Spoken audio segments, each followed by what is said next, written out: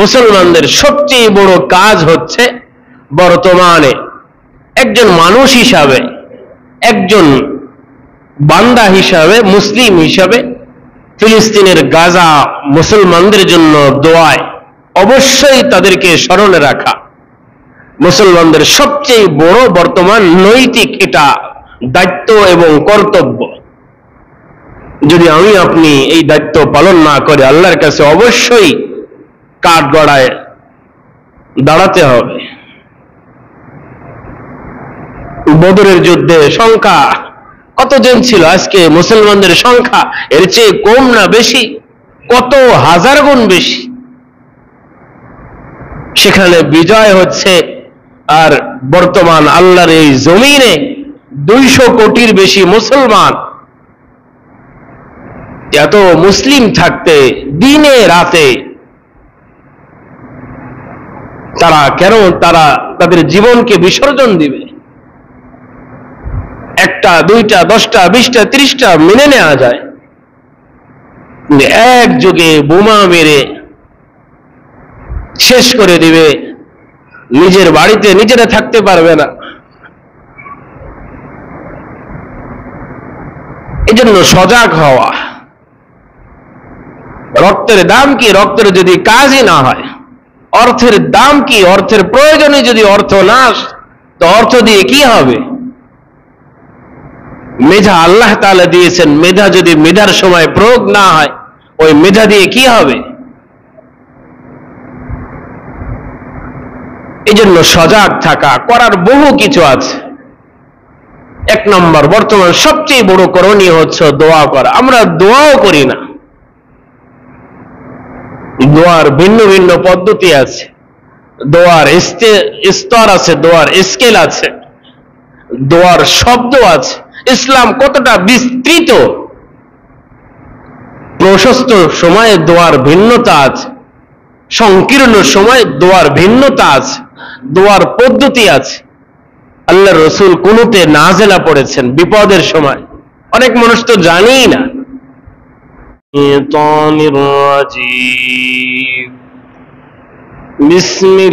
বিসমিল্লাহির রহমানির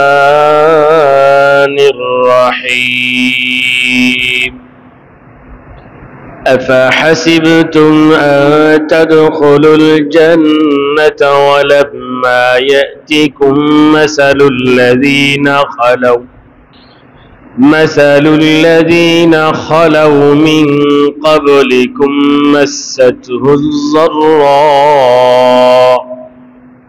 مستهم البأساء والضراء وزلزلوا حتى يقول الرسول والذين آمنوا معه متى نصر الله ألا إن نصر الله قريب آمنت بالله.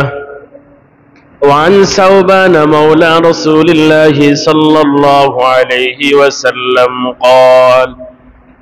قال رسول الله صلى الله عليه وسلم يوشك الأمم أن تداعى عليكم كما تداعى الآكلة إلى قصعتها. فقال قائل يا رسول الله ومن قلة يومئذ؟ قال بل أنتم يومئذ كثير ولكنكم غثاء كغثاء السيل ولا ينزعن الله في صدور عدوكم المهابة منكم ولا يقذفن الله في قلوبكم الوهن. قالوا وما الوهن يا رسول الله؟ قال حب الدنيا وكراهية الموت. رواه أبو داود ومسند أحمد وهداية الرواة أو كما قال رسولنا صلى الله عليه وسلم. সকলে মোহাব্বত ভালোবাসা আবেগ নিয়ে দুরূদ ইব্রাহিম পাঠ করি। আল্লাহুম্মা সাল্লি আলা মুহাম্মাদিন ওয়া আলা আলি মুহাম্মাদ কামা সাল্লাইতা আলা ইব্রাহিম ওয়া আলা আলি ইব্রাহিম ইন্নাকা হামিদুম মাজিদ। اللهم بارك على محمد وعلى آل محمد كما باركت على إبراهيم وعلى آل إبراهيم إنك حميد مجيد। আলহামদুলিল্লাহ, শুকরিয়া আদায় করছি আমাদের সেই মহান রবের, যিনি আমাদেরকে সালাতুল জুমা আদায় করার লক্ষ্যে পৃথিবীর শ্রেষ্ঠতম স্থান মসজিদের পরিবেশে এসে বসে যেই মহান মালিক আমাদেরকে এই সুযোগটুকু দান করলেন, দিল খুলে জবান খুলে তার শাহী দরবারে শুকরিয়া আদায় করে পড়ি বলি আলহামদুলিল্লাহ। সম্মানিত মুহতারাম মুসাল্লিয়ান, আমি আপনাদের সম্মুখে সূরাতুল বাকারার 214 নম্বর আয়াতে কারিমা তেলাওয়াত করেছি। রাসূলুল্লাহ সাল্লাল্লাহু আলাইহি ওয়াসাল্লামের বিশুদ্ধ বাণী সমূহ থেকে বহু হাদিসের কিতাবে বর্ণিত জগৎ বিখ্যাত একটি বাণী আপনাদের সম্মুখে পাঠ করেছি। কোরআনের এই আয়াতকে সামনে রেখে আল্লাহর রসুলের এই বিশুদ্ধ বাণীকে পাঠ করে সামান্য কিছু আলোচনা করার চেষ্টা করব। ওয়া মা তাওফীক ইল্লা বিল্লাহ। আমাদের নির্ধারিত আলোচনা ছিল ইনশাআল্লাহ আগামী জুমা থেকে সেই আলোচনায় আমরা আবার ফিরে যাব। সূরাতুল আসর নিয়ে ধারাবাহিকভাবে আলোচনায় আমরা আবার ফিরে আসব। আজকে আমরা বর্তমান মুসলিম বিশ্ব সকলেই জানে যে অমুসলিমদের পক্ষ থেকে মুসলিমদের উপর বিশেষভাবে ফিলিস্তিনের গাজায় যে নির্মম নির্যাতন, নিপীড়ন, হত্যা, নারী, নিরহ, শিশু, আবাল বৃদ্ধ বানিতা যাদের উপর স্টিম রোলারের জুলুম চালানো হচ্ছে, একজন মানুষ হিসাবে, একজন মুসলিম হিসাবে আল্লাহর রসুল আমাদেরকে কি কি কর্ম পদক্ষেপ দিয়েছেন সেই বিষয়ে সামান্য কিছু আলোচনা করব। আল্লাহ তাআলা সকলকে আমলের নিয়তে অন্যত্রে পৌঁছে দেওয়ার নিয়তে শোনার তৌফিক দান করেন। জুলুম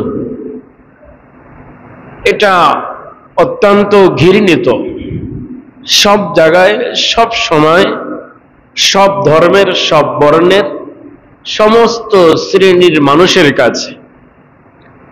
পৃথিবীর কোনো ধর্মের, কোনো বর্ণের, কোনো পেশার মানুষ জুলুমকে পছন্দ করে না। এজন্য জুলুম এটা সব যুগেই, সব সময় এটা নিকৃষ্টতম একটি বদ অভ্যাস। অন্যের প্রতি আক্রোশ, অন্যকে গিলে ফেলা, অন্যকে শেষ করে দেওয়া, হকদারকে হকদার না দেওয়া, মজলুমের কথা না শোনা, মজলুমকে তার হক থেকে বঞ্চিত করা, এটি একটি ঘৃণিত বদ অভ্যাস। তো জুলুম কেন হয়, জুলুম হলে কি কি ক্ষতি দুনিয়া আখিরাতে, সেই বিষয় নিয়ে আমরা এই জুমাতে আলোচনা করব না। আমি বহু সময় বহুভাবে বলেছি। আজকে শুধু আমরা করণীয়, যে মাজলুম হয় তার বহু সুযোগ সুবিধা, বহু অফার আল্লাহর রসুল ঘোষণা করেছেন। যদি কোনো ব্যক্তি মাজলুম হয়, আল্লাহ তাআলা তার সম্মানকে বাড়িয়ে দেন। সুবহানাল্লাহ। পক্ষান্তরে যদি কোনো ব্যক্তি জালেম হয়, আল্লাহ তাআলা তার জন্য নিজ জিম্মায় তাকে লাঞ্ছিত করবেন দুনিয়া আখিরাত। যে মাজলুম হয় আল্লাহ তাআলা তার বদ আমল থেকে তার গুনাহকে মাফ করতে থাকেন। সুবহানাল্লাহ। যদি কোনো মানুষের উপর সারা জীবন জুলুম চলে তো দেখা যাবে সে মারা গেছে এমন অবস্থায় তার আমল নামা গুনাহ বলতে কোনো কিছুই নাই। সুবহানাল্লাহ। মাজলুমের হক, মাজলুমের দোয়া, মাজলুমের কথা আল্লাহ তাআলা সরাসরি শোনেন এবং সেটাকে আমলে নেন। সুবহানাল্লাহ। সে মুসলিম হোক অমুসলিম হোক, যদি কোনো ব্যক্তি মাজলুম হয়, বুখারী মুসলিমের যৌথ রিওয়ায়াত আছে, বহু হাদিসের কিতাবে আছে, সালাসু দাওয়াতিন মুস্তাজাবাতিন লা শাক্কা ফি, আল্লাহর রাসূল বলেছেন 3 শ্রেণীর মানুষের দোয়া এটা আল্লাহ তাআলা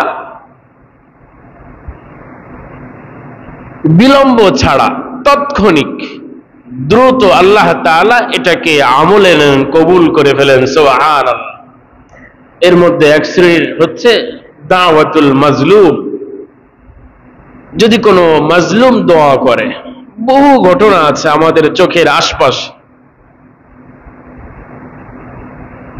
এজন্য মাজলুম ছোট হতে পারে, মাজলুম নিরহ হতে পারে, সাধারণত নিরহরাই মাজলুম হয়।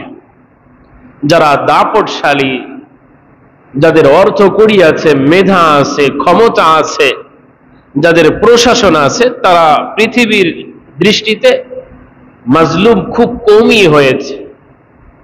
বরং যারা নিরীহ, যাদের কিছুই নাই, না আছে টাকা পয়সা, না আছে দাপট, না আছে প্রশাসন, না আছে মেধা, না আছে বুদ্ধি, পৃথিবীর ইতিহাস সাক্ষ্য দেয় যুগে যুগে কালের অবর্তমানে এই শ্রেণীর মানুষরাই সবচেয়ে বেশি জুলুমের সম্মুখীন হয়। তো মাজলুমের দোয়া কবুল হয়।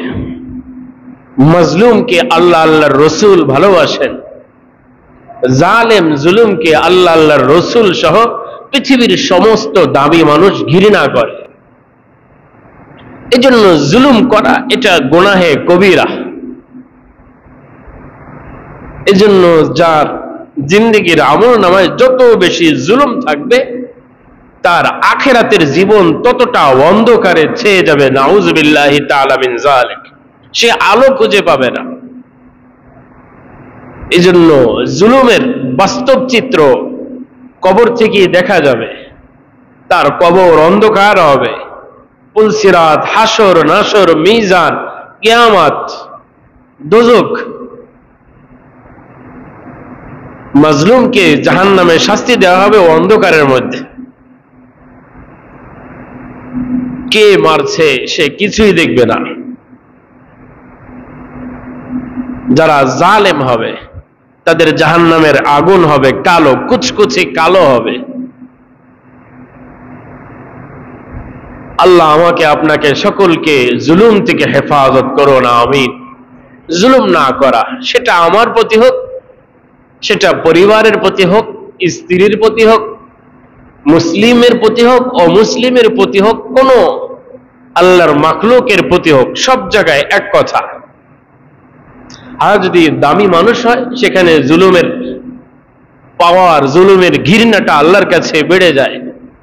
যদি কোনো মানুষ পশুর উপর জুলুম করে এটা আল্লাহর কাছে ততটা ঘৃণিত না। যদি কোনো মানুষ অন্য কোনো মানুষের প্রতি জুলুম করে, একজন মানুষ অপর মানুষের প্রতি জুলুম করাটা আল্লাহর কাছে এতটা ঘৃণিত না যদি কোনো মানুষ কোনো মুসলমানের প্রতি জুলুম করে।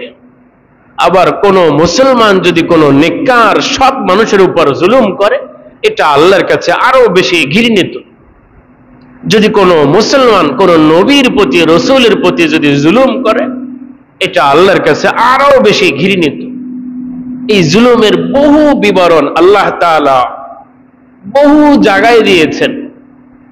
কুরআনুল কারীমের এমন কোন সূরা নাই যেখানে আল্লাহ তাআলা এই জুলুমের কথা আল্লাহ তাআলা টেনে আনেন নাই। কখনো আল্লাহর রসুলের কথা এনেছেন, কখনো মুসা কালিমুল্লাহ, কখনো ঈসা রূহুল্লাহ, কখনো বাবা আদম, কখনো ইব্রাহিম খলিল, কখনো সুলাইমান আলাইহিস সালাতু ওয়াত তাসলিম। আল্লাহ তাআলা বিভিন্ন মানুষের কথা এনেছেন, বিভিন্ন দেশের কথা আল্লাহ তাআলা এনেছেন। তো এই জুলুম, কোথাও জুলুম হলে নীরবতা,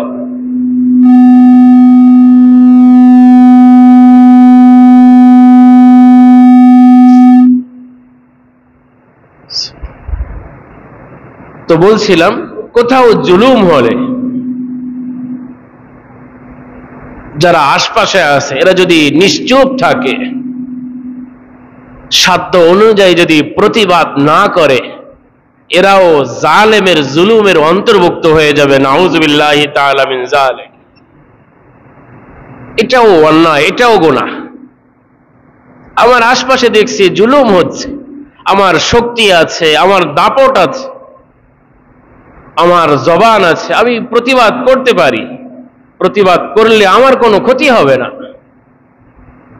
সেই মুহূর্তে, সেই পরিস্থিতিতে ইসলামের বিধান হচ্ছে আমার উপর এই মজলুমদের পক্ষ হয়ে জালেমের প্রতিবাদ করা আমার জন্য এটা জরুরি হয়ে যায়, এটা ইবাদত। যদি না করি তো একজন জালেম জুলুম করে যে গুনাহের ভাগীদার হবে, আর একজন মানুষ সে নীরবে এই মজলুমদের জুলুম যদি সে সয়ে যায়, সেও জালেমের গুনাহ তার আমল নামায় আল্লাহ তাআলা তুলে দিবেন। আল্লাহ আমাকে আপনাকে সকলকে হেফাজত করেন। এই জন্য সকলেই জানি ফিলিস্তিনের গাজায় যে নৃশংস হত্যাযোগ্য অপরাধ হচ্ছে, বিধবা, অসহায়, নারী, মাসুম, রোগী, বৃদ্ধা, বৃদ্ধ, মুসলিম বিশ্ব মানবতার বিবেক সেখানে ঘুমিয়ে আছে। রমজানের শেষের দিকে সাহারির সময় বোমা হামলা হয়েছে। এক হামলাতেই 4 শতাধিক মানুষ শাহাদাত বরণ করেছে। এটা যদি আমেরিকার নিউ ইয়র্কে হতো, লন্ডনে হতো, যদি মালয়েশিয়ায়, সিঙ্গাপুরে হতো, জাপানে হতো, জার্মানি হতো,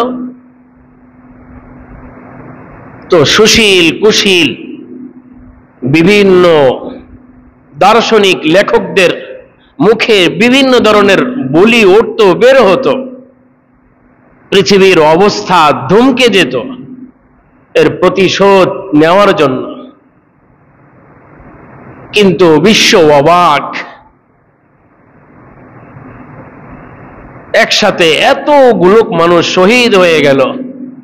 একজন, পুরা ওয়ার্ল্ড বিশ্ব থেকে একজন কোন শাসক এই ঘৃণিত হত্যাযোগ্য অপরাধের প্রতিবাদ করে নাই। বিশ্ব অবাক।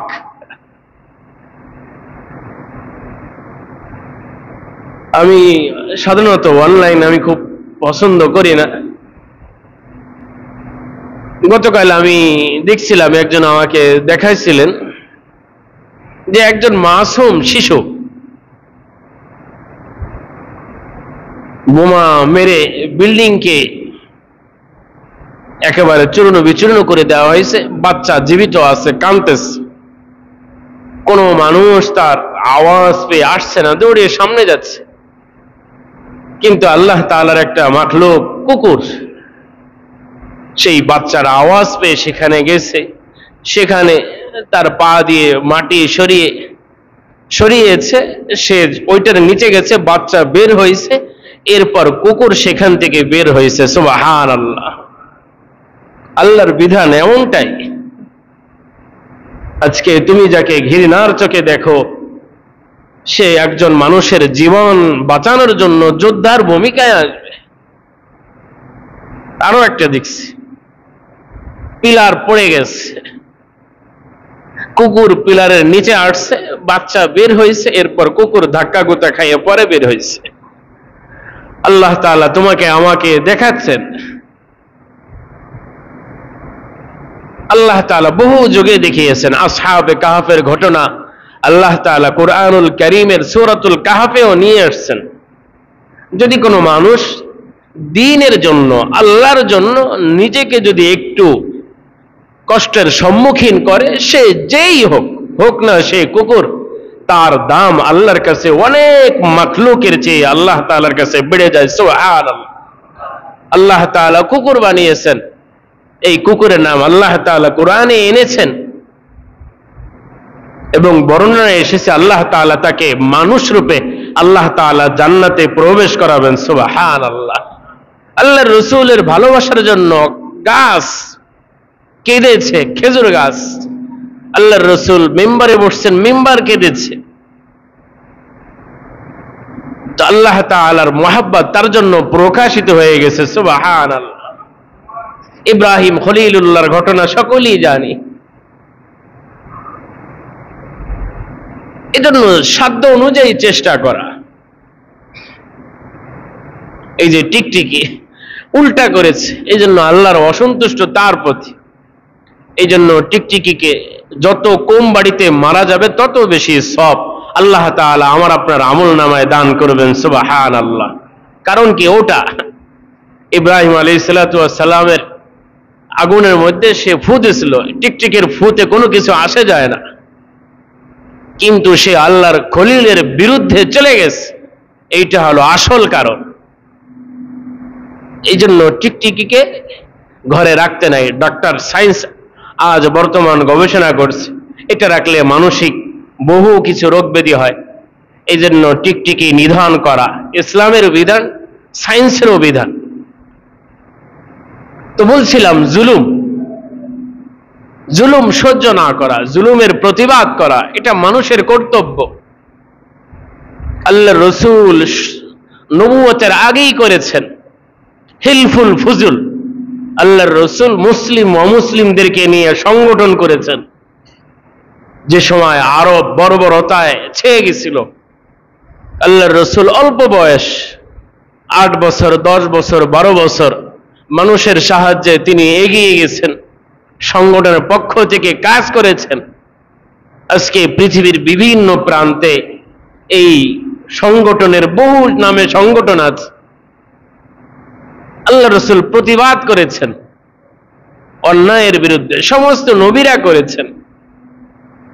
জালেমের বিরুদ্ধে প্রতিবাদ করা এটা শুধু একটা প্রতিবাদ না, এটা আল্লাহর কাছে অনেক বড় একটা পছন্দনীয় আমলও বটে। সুবহানাল্লাহ।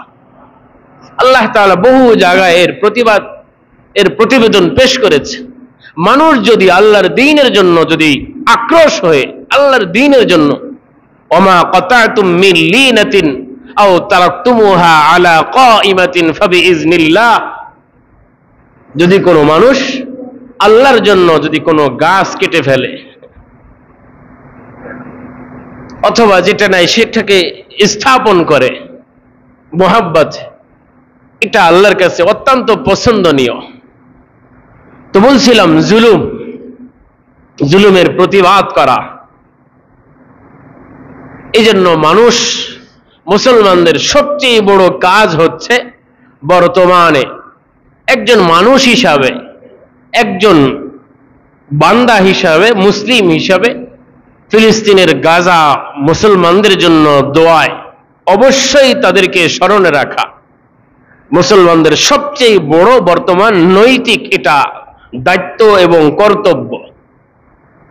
যদি আমি আপনি এই দায়িত্ব পালন না করে আল্লাহর কাছে অবশ্যই কাঠগড়ায় দাঁড়াতে হবে। বদরের যুদ্ধে সংখ্যা কতজন ছিল? আজকে মুসলমানদের সংখ্যা এর চেয়ে কম না বেশি? কত হাজার গুণ বেশি। সেখানে বিজয় হচ্ছে, আর বর্তমান আল্লাহর এই জমিনে 200 কোটির বেশি মুসলমান। এত মুসলিম থাকতে দিনে রাতে তারা কেন তাদের জীবনকে বিসর্জন দিবে? একটা, দুইটা, 10টা, 20টা, 30টা মেনে নেওয়া যায়,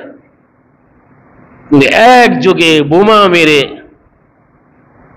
শেষ করে দিবে, নিজের বাড়িতে নিজেরা থাকতে পারবে না। এজন্য সজাগ হওয়া। রক্তের দাম কি? রক্তের যদি কাজই না হয়। অর্থের দাম কি? অর্থের প্রয়োজনে যদি অর্থ না আসে, তো অর্থ দিয়ে কি হবে? মেধা আল্লাহ তাআলা দিয়েছেন, মেধা যদি মেধার সময় প্রয়োগ না হয়, ওই মেধা দিয়ে কি হবে? এজন্য সজাগ থাকা। করার বহু কিছু আছে। 1 নম্বর, বর্তমান সবচেয়ে বড় করণীয় হচ্ছে দোয়া করা। আমরা দোয়াও করি না। দোয়ার ভিন্ন ভিন্ন পদ্ধতি আছে, দোয়ার স্তর আছে, দোয়ার স্কেল আছে, দোয়ার শব্দ আছে। ইসলাম কতটা বিস্তৃত! প্রশস্ত সময়ে দোয়ার ভিন্নতা আছে, সংকীর্ণ সময়ে দোয়ার ভিন্নতা আছে, দোয়ার পদ্ধতি আছে। আল্লাহর রাসূল কুনুতে নাজেলা পড়েছেন বিপদের সময়। অনেক মানুষ তো জানেই না কুনুতে নাজেলা কিভাবে পড়তে হয়, কিভাবে পড়বে, শব্দগুলো কি। পড়া চাই, পড়া দরকার, পড়া অবশ্যই দরকার। এজন্য আসুন সজাগ হই, জুলুমকে বরদাস্ত না করি। কোন জুলুমকে বরদাস্ত করলে আরেকজন জুলুমের ভাগীদার হয়ে যাবে। এজন্য সবচেয়ে বড় করণীয় হচ্ছে দোয়া করা। আল্লাহ তাআলা আমাদের সকলকে আমলের তৌফিক দান করেন। এজন্য জুলুম আসবে, আল্লাহর সাহায্যও আসবে। বাদবাকি আল্লাহ তাআলার সাহায্য আল্লাহ তাআলার নিয়মে আসবে। আমাকে আপনাকে আল্লাহ তাআলার নিয়মে চলে যেতে হবে। আফাহাসিবতুম আন তাদখুলুল জান্নাতা ওয়ালাম্মা ইয়াতিকুম মাসালুল লাযীনা খালাউ মিন ক্বাবলিকুম মাসাতহুমুল বাসাউ ওয়ায-যাররা وزلزلوا حتى يقول الرسول والذين آمنوا معه متى نصر الله ألا إن نصر الله قريب। সূরাতুল বাকারার 214 নম্বর আয়াত। আল্লাহ তাআলা বিশেষ একটা প্রেক্ষিতে এই আয়াতে কালিমা নাজিল করেছেন। কোরআনুল কারীমের আয়াত নাজিল হয় বিশেষ প্রেক্ষিতে, কিন্তু এর শিক্ষা সমস্ত মানুষের জন্য, সমস্ত যুগের জন্য প্রযোজ্য। আন্নাল ইবরাতা লিউমুমিল লফজ লা লিখুসুসিস সাবাব। আল্লামা জালালউদ্দিন সুয়ুতি রাহমাতুল্লাহি ওনার জগৎ বিখ্যাত কিতাব আল ইতকান ফি উলুমুল কুরআনে এই নীতি তিনি বলেছেন। আল্লাহ তাআলা বলেন, আফাহাসিবতুম আন তাদখুলুল জান্নাতা ওয়ালাম্মা ইয়াতিকুম মাসালুল লাযীনা খালাউ মিন ক্বাবলিকুম। তোমরা কি মনে করেছো, ভেবে নিয়েছো তোমরা এমনি এমনিতেই জান্নাতে প্রবেশ করবে? তোমাদের উপর সেই অবস্থা এখনো আসেনি যেই অবস্থা তোমাদের পূর্ববর্তী পূর্বসূরীদের উপর এসেছিল। তাদের উপর অর্থের সংকট এসেছিল, দুঃখ কষ্ট এসেছিল, তাদেরকে প্রকম্পিত করা হয়েছিল। দেখেন, সবগুলো ফিলিস্তিনের সাথে মিলে যায়। অর্থের সংকট, দুঃখ, কষ্ট, এক একটা বিপদ দেখে মানুষ স্তব্ধ হয়ে যাচ্ছে। একজন মানুষ সে আর কয়টা লাশ দেখবে? একজন বাবা সে তার কয় সন্তানকে নিজ হাতে কাফন দিবেন? এটা তো একটা মানুষের মেন্টালিটি বিষয়, মানসিক বিষয়। অনেক হার্টের রোগী আছে, রক্ত দেখতে পারে না। তো একজন মানুষ, স্বাভাবিক মানুষ, সে কত আর রক্ত দেখবে?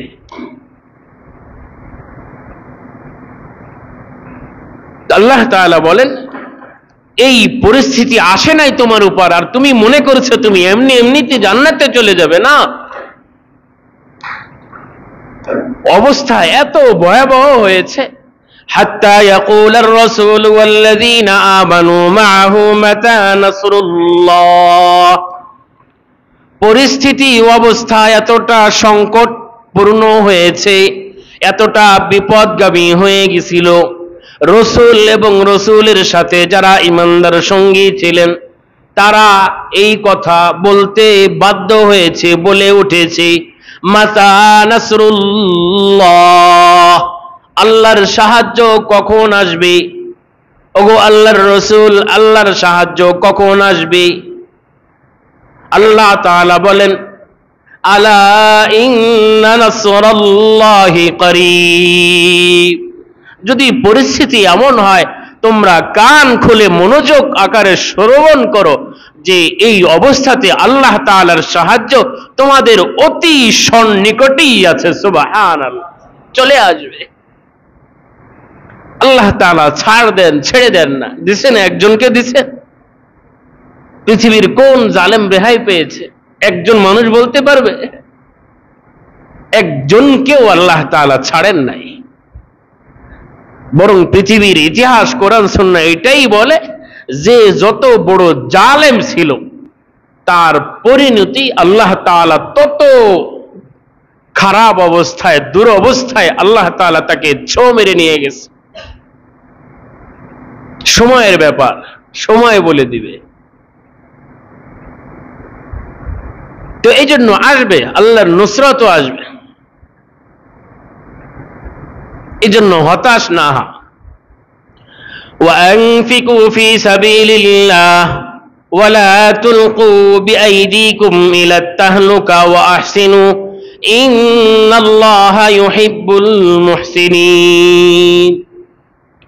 তো এক নম্বর বলছিলাম দোয়া করা, দোয়া করা। দুই নম্বর সবর করা, হতাশ না হওয়া, আল্লাহর রহমতের আশা নিজের অন্তরে রাখা। আমার পূর্বেও হয়েছে, এখনো হচ্ছে, সামনেও হবে। তিন নম্বর, বর্তমান পরিস্থিতিতে সমস্ত মানুষের এবং সমস্ত মুসলমানদের জন্য করণীয় হচ্ছে তাদের সাহায্যে এগিয়ে আসা, প্রত্যক্ষ পরোক্ষ, যে কোনো ভাবে যত প্রকার সাহায্য হতে পারে। সূরাতুল বাকারা আয়াত 195 আল্লাহ তাআলা বলেন, وأنفقوا في سبيل الله ولا تلقوا بأيديكم إلى التهلكة وأحسنوا إن الله يحب المحسنين। হে মানুষগণ, হে ঈমানদারগণরা, তোমরা আল্লাহর রাস্তায় ব্যয় করো এবং নিজেদের হাতে নিজেদের জন্য তোমরা ধ্বংসে নিক্ষেপ করে দিও না। তোমরা নিজেরা নিজেদেরকে ধ্বংসে নিক্ষেপ করো না। ওয়াহসিনু, তোমরা ভালো কাজ করো। ইন্নাল্লাহা ইউহিব্বুল মুহসিনিন, আল্লাহ তাআলা সৎ কর্মশীলদেরকে আল্লাহ তাআলা পছন্দ করেন। তোমরা যদি আল্লাহ তাআলার রাহে যদি অর্থ খরচ না করো, যদি মাজলুমদের পক্ষে আর্থিক খরচ যদি তোমরা না করো, যোদ্ধাদেরকে যদি তোমরা সহযোগিতা না করো, তাহলে মুসলিম যোদ্ধারা পরাজিত হবে, মুসলমানরা পরাজিত হবে, বেঈমানরা তারা জয়ী হবে, তারা শক্তিশালী হবে। এই শক্তিশালী হওয়াটা এক সময় তোমার ধ্বংসের কারণ হবে। এই জন্য তুমি নিজে নিজেকে ধ্বংসের দিকে নিক্ষেপ করো না। এখনো সময় আছে, তুমি অর্থ ব্যয় করো, অর্থ খরচ করো। এই জন্য ফিলিস্তিনের জন্য অর্থ খরচ করা, ফিলিস্তিনের মানুষের জন্য, ফিলিস্তিনের যোদ্ধাদের জন্য খরচ করা, খরচ করা, সাহায্য করা, যে কোনো সাহায্য।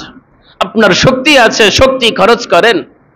আপনার মেধা আছে, আপনি মেধা দিয়ে সাহায্য করেন। আপনার অর্থ আছে, আপনি অর্থ দিয়ে সাহায্য করেন। আপনার ক্ষমতা আছে, ক্ষমতা দিয়ে সাহায্য করেন। আপনি নেটের মাধ্যমে আপনি সাহায্য করেন। টুইটার, ফেসবুক, যত বর্তমান আধুনিক সিস্টেম আছে, এই সিস্টেমগুলোর মাধ্যমে আপনি তাদেরকে সহযোগিতা করেন। বহু সিস্টেম আছে। আপনাকে আল্লাহ তাআলা অর্থ দিয়েছে, অর্থের মাধ্যমে আপনি সহযোগিতা করেন, করতে হবে, করা অনেক বড় ইবাদত। আল্লাহর রাসূল ভবিষ্যৎবাণী করেছেন। এই জন্য মুসলমান তো মুসলমানের ভাই, আল্লাহ তাআলা সূরাতুল হুজুরাতে কত সুন্দরভাবে বলেছেন, ইন্নামাল মুমিনুনা ইখওয়া, ইন্নামাল মুমিনুনা ইখওয়া, সমস্ত দুনিয়ার মুমিনরা তারা একে অপরের ভাই। সুবহানাল্লাহ। আচ্ছা, আপনার ভাই যদি বরিশালের যদি মেডিকেলে শুয়ে থাকে, আপনি যাবেন না? আপনার বোন যদি রংপুরে অ্যাক্সিডেন্ট হয়, আপনি যাবেন না? আপনি কি বলবেন যে আমার টাকা নাই? আজকে একজন নিরহ মা রোডে ধ্বংসপ্তব স্থলে তার গর্ভপাত হচ্ছে, নার্স নাই, মা নাই, স্বজন নাই। এর চেয়ে পৃথিবীর পরিস্থিতি আর কতটা নিম্নমানের হতে পারে, কতটা পাশবিক হতে পারে। মাসুম, এটা তো সমস্ত যুগের সমস্ত যুদ্ধের মূল নীতিতে নিষিদ্ধ। যারা বিধবা, যারা ছোট, এদেরকে শেষ করা যাবে না, যুদ্ধের নীতিতে এটা নিষিদ্ধ। কোন নীতি কে তৈরি করে, মানে কে? আল্লাহ আমাদের সকলকে হেফাজত করেন। আল্লাহর রাসূল ভবিষ্যৎবাণী করেছেন, শুনুন তাহলে। عن ثوبان مولى رضي الله عنه قال قال رسول الله صلى الله عليه وسلم। কেন হচ্ছে? আমরা সকলে লোভ হয়ে গেছি, লোভ এতটা বেড়েছে, কুকুরের চেয়ে লোভ লালসতা আমাদের মাঝে বেশি এসে গেছে। দুনিয়া কত সাজানো যায়, কত আরো নিজেকে বড় করা যায়। মৃত্যু থেকে সকলে উদাসীন, নিজের সামনে দিয়ে লাশ যাচ্ছে, সে হাসছে, সে সেলফি তুলছে, ভিডিও করছে, পাগল। দুনিয়ার লালসতা, দুনিয়ার লোভ মানুষকে এই পরিস্থিতিতে এনেছে। قال رسول الله صلى الله عليه وسلم يوشك الأمم أن تداعى عليكم كما تداعى الآكلة إلى قصعتها فقال قائل منهم ومن قلة نحن يومئذ قال بل أنتم يومئذ كثير ولكنكم غثاء كغثاء السيل। আল্লাহর রাসূল সাল্লাল্লাহু আলাইহি ওয়াসাল্লাম ভবিষ্যৎবাণী করেছেন যে যখন কখনো আয়োজন হয়, মেহমানদারির ব্যবস্থা করা হয়, আয়োজকগণ, বাবুর্চিরা সবকিছু প্লেটে দিয়ে তারা মেহমানদেরকে আহ্বান করে, আপ্যায়ন করে যে সব প্রস্তুত, আপনারা আসেন। আল্লাহর রাসূল সাল্লাল্লাহু আলাইহি ওয়াসাল্লাম বলেন, আয়োজকগণ যেইভাবে আমন্ত্রণ জানায় মেহমানদারির জন্য, খানার জন্য, খানা খাওয়ার জন্য, অনুরূপভাবে ইউশিকুল উমাম, অচিরেই এমন একটা সময় আসবে যেই সময় সারা পৃথিবীর অমুসলিমরা মুসলমানদেরকে খাওয়ার জন্য একে অপরকে ডাকতে থাকবে। ডাকছে না? ইসরায়েল আমেরিকাকে ডাকছে, আমেরিকা তাকে ডাকছে, তলে তলে সকলেই ঠিক আছে যে গাজায় কারা যাবে, গাজায় ক্ষমতা কাদের চলবে। তো সাহাবা ইকরাম আল্লাহর রাসূলকে প্রশ্ন করেছে, فقال قائل منهم ومن قلة يومئذ, ওগো আল্লাহর রাসূল, আমাদের এই ভয়াবহ পরিস্থিতি হবে, মানুষ কি আমাদেরকে লোকমার মতন খেয়ে ফেলতে চাবে, আমরা কি সংখ্যায় কম থাকব? আল্লাহর রাসূল বলেছেন, না, বাল আনতুম ইয়াউমাইযিন কাসীর, বরং সংখ্যায় তোমরা অনেক থাকবে। আজকে মুসলমানের সংখ্যা কত? বদরের প্রান্তে সংখ্যা কয়জন ছিল?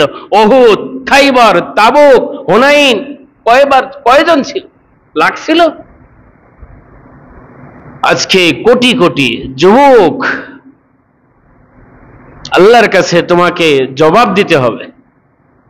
তোমার এই যৌবন, তোমার এই রক্ত আল্লাহ তাআলা ফেসবুক চালানোর জন্য দেয় নাই। অবৈধ অপাত্রে তুমি নষ্টা ভষ্টা নিয়ে ঘোরাফেরা করবা, তোমার সামনে একজন অসহায় নিরহ মা বোন যুবক চলে যাবে, আর তুমি একেবারে নিরাপদে জান্নাতে যাবা না, এতটা সহজ না। জান্নাতে যাওয়া সহজ, বাট এতটা সহজ না। আল্লাহর রাসূল বলেন, বাল আনতুম ইয়াউমাইযিন কাসীর, তোমরা সংখ্যায় বহু থাকবে। আল্লাহর রাসূল এবার গোপন রহস্য খুলে বললেন, ওয়ালাকিন্নাকুম গুসাউন কাগুসাইস সাইল, কিন্তু তোমাদের অবস্থা হবে, তোমাদের মনোবল খেড় কোটার মতন থাকবে। বৃষ্টি হইলে যেইভাবে খেড় কোটা আগাছা কর্তিত ঘাস সে স্রোতে চলে যায়, তোমাদের এইরকম কোনো অবস্থান থাকবে না, তোমরাও খেড় কোটার মতন ভাসতে থাকবা, প্রতিবাদ করতে পারবা না, করবাও না। কেন করবা না? সামনে আসছে, ওয়ালাকিন্নাকুম ওয়ালা ইয়ানজিয়ান্নাল্লাহা মিন সুদুরি আদুইকুমুল মুহাবাতা মিনকুম ওয়ালা ইয়াখযিফান্নাল্লাহা ফি কুলুবিকুমুল ওয়াহান। যখন এটা হবে আমি তোমাদের জন্য দুইটা জিনিস করব, যে বিধর্মীরা তোমাদেরকে দেখে ভয় পাবে না, বিধর্মীরা তোমাদেরকে দেখে ভয় পাবে না। আজকে অমুসলিমরা মুসলমানকে দেখে ভয় পায়, কিন্তু তাবেঈনদেরকে দেখে ভয় পাইছে না, সালাউদ্দিন আইয়ুবীকে দেখে ভয় পাইছে না। কেন? তার চোখ কয়টা ছিল, তার হাত কয়টা ছিল? আল্লাহ আমাদের সকলকে বুঝ দান করেন। 2 নাম্বার, যে তোমাদের অন্তরে আমি ওয়াহান ঢেলে দেব। ক্বালু ওয়ামাল ওয়াহান ইয়া রাসূলুল্লাহ? ক্বালা হুব্বুদ দুনিয়া ওয়া কারাহিয়াতুল মাউত। আমি তোমাদের অন্তরে দুনিয়ার মোহ ভালোবাসা এটা ঢেলে দিব, এবং মৃত্যুর প্রতি ঘৃণা ওয়ানিহা ভাব আমি তোমাদের অন্তরে গেঁথে দেব। সবাই মরে যাবে, তুমি জীবিত থাকবা, তোমার মন মানসিকতা এমন হবে, তুমি বড় ভাই, কিন্তু শয়তান তোমাকে বলবে তুমি সবার পরে মারা যাবা।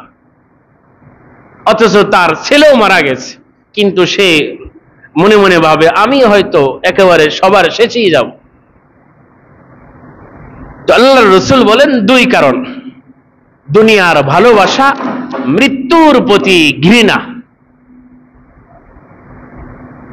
তো বলছিলাম এই কারণে দুনিয়ার এই পরিস্থিতি, যদি দুনিয়ার মোহ আমাকে আপনাকে আকৃষ্ট না করতে পারতো, জুলুম হতো না। পৃথিবীর কোন 1 বিঘা জমিনে জুলুম হতে পারো না যদি আমি আপনি মৃত্যুকে ভয় না করতাম। মৃত্যুকে কে ভয় করে? যে জালেম, যে গুনাহগার, যে শ্রমিক, সে পাই টু পাই মালিকের আনুগত্য করে, সে কখনো মালিকের সম্মুখে যাইতে সে ভয় পায় না, বরং সে আনন্দ হয় যে আজকে মালিক আমার সম্মুখে, আমি ফেস টু ফেস হব। অনুরূপভাবে যেই মুসলিম, যে আখিরাতকে স্মরণ করে, গুনাহের সাথে নিজেকে লাগায় না, ডুবে থাকে না, সে মৃত্যুকে কখনো ভয় পায় না, বরং মৃত্যুকে সর্বদা সে আলিঙ্গন করতে সে প্রস্তুত থাকে।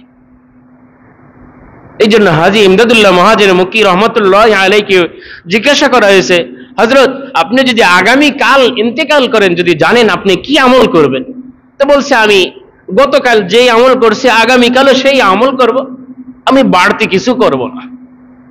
কেননা ওই 2 নম্বর দিয়ে আমি আমার জীবনকে সাজাই নাই। আমি গতকাল যেটা করছি এটাও আগামীকাল করব, আজকে মরলেও সেটাই করব। আমি আমার মালিককে নাফরমানি করি না, এই জন্য আগামীকাল মরে যাব, সারা রাত ইবাদত করব না, ওই রকম মন মানসিকতা আমার নাই। এটা আল্লাহর রাসূল বলে গেছে। عن عبد الله بن عمر رضي الله عنهما قال قال رسول الله صلى الله عليه وسلم المسلم أخو المسلم لا يظلمه ولا يسلمه من كان في حاجة أخيه كان الله في حاجته ومن فرج عن مسلم كربة فرج الله عنه كربة মিন কুরবাতি ইয়াউমিল কিয়ামাহ ওয়া মান সাতারা মুসলিমান সাতারাহুল্লাহু ইয়াউমাল কিয়ামাহ। হাদিসটি সহিহ মুসলিম সহ বহু হাদিসের কিতাবেই আপনারা পাবেন। হযরত আব্দুল্লাহ ইবনে ওমর রাদিয়াল্লাহু আনহুমা বলেন, বিশ্ব নবী মুহাম্মদুর রাসূলুল্লাহ সাল্লাল্লাহু আলাইহি ওয়াসাল্লাম বলেন, আল মুসলিমু আকুল মুসলিম, বিশ্বের সমস্ত মুসলমান একে অপরের ভাই। লা ইয়াজলিমুহু, সে মুসলমান ভাইয়ের প্রতি জুলুম করবে না, অবিচার করবে না। ওয়ালা ইউসলিমুহু, এবং মুসলমান ভাইকে অন্য কারো কাছে জুলুম সহ্য করার জন্য সুপর্দ করবে না। সে নিজেও জুলুম করবে না, অন্য কাউকে জুলুম করার সহযোগিতা এই অবস্থাও সে করে দিবে না, যে আমি জুলুম করব না কিন্তু আরেকজন জুলুম করছে আমি চেয়ে দেখছি। অনেকেই হাসাহাসি করে। আপনারাও একসময় কাদার সময় আসবে। আজকে যেইভাবে আপনি হাঁটছেন, আপনার অবস্থাতেও আরো বহু মানুষ আসবে। আজকে যারা কাঁদছে, তাদের এই অবস্থা আসলে তাদের জন্য বহু মানুষ কাদার আসছে। ফিরআউন মারা গেছে, পৃথিবীর কেউ কাঁদে নাই, হাসছে। ফামা বাকাত আলাইহিমুস সামাওয়াতু আল আরদ, আল্লাহ তাআলা আয়াত নাযিল করেছে। একজন মানুষ তো দূরের কথা, কোন হাইওয়ান জানোয়ারও এদের মৃত্যুতে আল্লাহর কাছে কাঁদে নাই। আল্লাহ তো আল্লাহর রাসূল বলেছেন, তুমি মুসলমানের প্রতি জুলুম করবা না, কোন মুসলমানকে এমন অবস্থায় তুমি রাখবা না যাতে অন্য কেউ তাকে জুলুম করতে সাহস পায়। মান কানা ফি হাজাতি আখিহি কানা আল্লাহু ফি হাজাতিহি, আল্লাহর রাসূল বলেন, বান্দা বান্দি যতক্ষণ পর্যন্ত তার অপর ভাইয়ের সহযোগিতায় নিজেকে ব্যস্ত রাখে, আল্লাহ তাআলা ওই বান্দা বান্দির প্রতি ততক্ষণ সহযোগিতা করতে থাকেন। সুবহানাল্লাহ, কত বড় কথা! আমি আরেকজনকে সহযোগিতা করব তো আল্লাহ তাআলা নিজেই আমাকে সাহায্য করবেন। ওয়ামান ফাররাজা আন মুসলিমিন কুরবাতান ফাররাজাল্লাহু আনহু কুরবাতিন ইয়াউমাল কিয়ামাহ, যদি কোনো মুসলমান অপর মুসলমান ভাইয়ের কোনো সংকট যদি একটা দূর করে দেয়, আল্লাহ তাআলা আখিরাতের সংকট সমূহ তার থেকে দূর করে দিবেন। সুবহানাল্লাহ।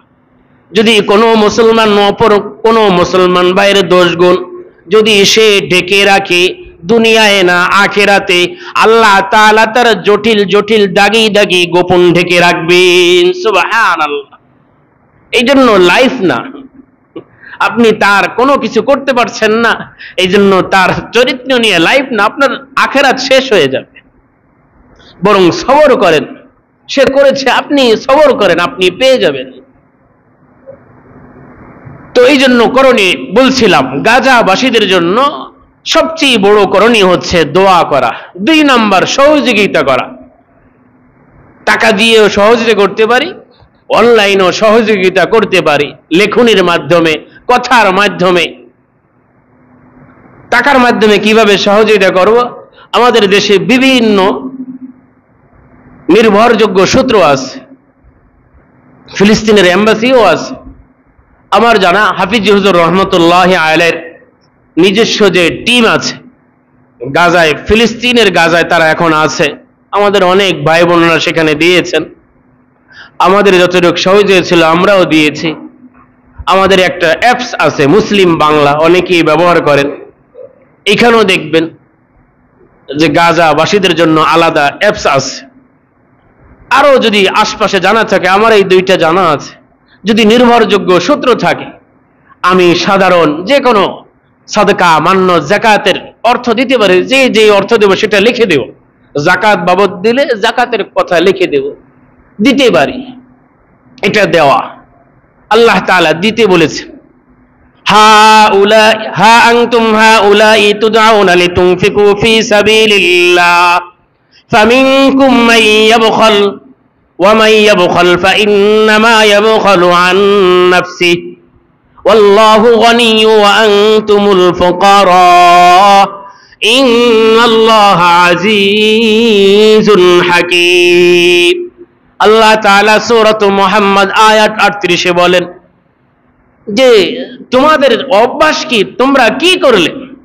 তোমাদেরকে ডাকা হলো আল্লাহর রাস্তায় দান করার জন্য। যখনই আল্লাহর রাস্তায় দান করতে বলা হলো, ফামিনকুম মাইয়াবখাল, তোমাদের কেউ কেউ কৃপণতা করলো, সে দান করলো না।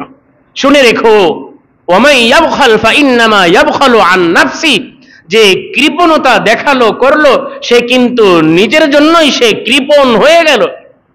আল্লাহু গনিয়ুন, তুমি শুনে রাখো, আল্লাহ তাআলা দান করতে গেছেন, আল্লাহ ফকির হয়েছেন, তোমার অর্থের কারণে আল্লাহ তাআলা ধনী হয়ে যাবে না, এমন না। আল্লাহু গনিয়ুন আল্লাহু সামাদ, আল্লাহ তাআলা অমুখাপেক্ষী, তিনি ধনী ধনাঢ্য। ও আনতুমুল ফুকারা, তোমরাই অসহায়। ইন্নাল্লাহা আজিজুন হাকীম, তিনি ক্ষমতারও মালিক, তিনি হিকমতেরও মালিক।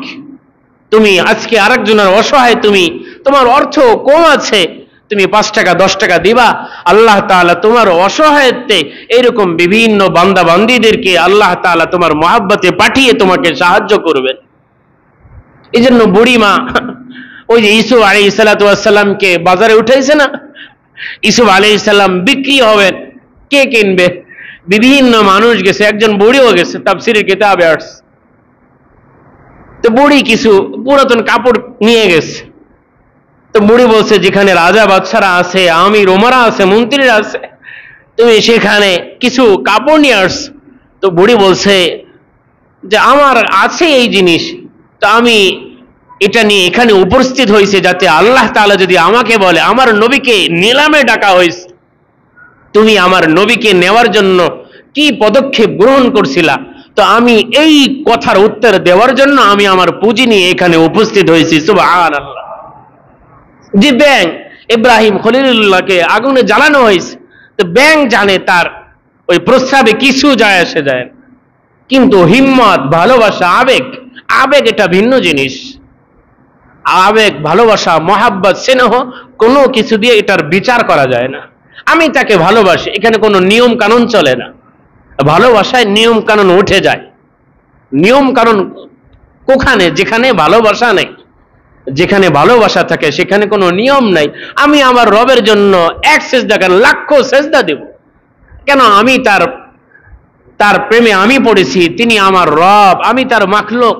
এখানে 1-2টা হিসাবের কথা না।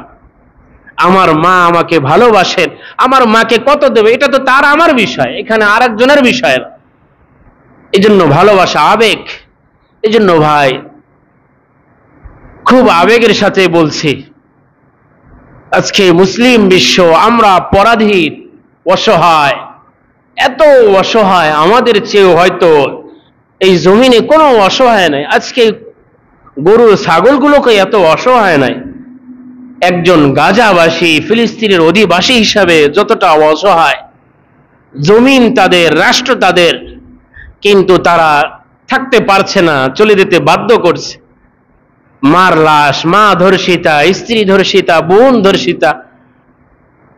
তো একজন যুবক মানুষ, সে তার শারীরিক ক্ষমতা কতক্ষণ আটকে ধরবে? যখন একজন যোদ্ধা সে বারবার এইরকম পরিস্থিতির সম্মুখীন হয়, সে তো তার স্পৃহা হারিয়ে যায়। এই জন্য মানবতাকে, বিবেককে জাগ্রত করি, এই জন্য তাদের জন্য দোয়া করি, সাহায্যের জন্য আগিয়ে আসছি। আগামী 12ই মার্চ রোজ শনিবার, আগামীকাল এপ্রিলের 12ই এপ্রিল শনিবার, আমাদের ফিলিস্তিন রেডিটিয়াল মুভমেন্টের বাংলাদেশের উদ্যোগে এর প্রতিবাদী একটি সমাবেশ আয়োজন করা হয়েছে। দল মত নির্বিশেষে সেটাকে সফল করার জন্য আমরা সেখানে শরীক থাকব। আল্লাহ তাআলা আমাদের সকলকে আমলের তৌফিক দান করেন। এই জন্য প্রতিবাদ করি, যে যার অবস্থান থেকে যখনই সুযোগ হয়, যেভাবেই হয়, আমি আমার সমর্থের জানান দিই যে সেও আমার ভাই, সেও আমার বোন, সেও আল্লাহর গোলাম, আমিও আল্লাহর গোলাম। আল্লাহর বিধানের প্রতি আমি শ্রদ্ধাশীল। যার যার অবস্থান থেকে, লা ইউকাল্লিফুল্লাহু নাফসান ইল্লা উসআহা ফাত্তাকুল্লাহা মাসতাতাতুম, আমার সাধ্যে যতটুকু আছে অতটুকু আমার জন্য কর্তব্য। আল্লাহ তাআলা আমাদের সকলকে আমলের তৌফিক দান করেন, আমিন। যারা জন্ম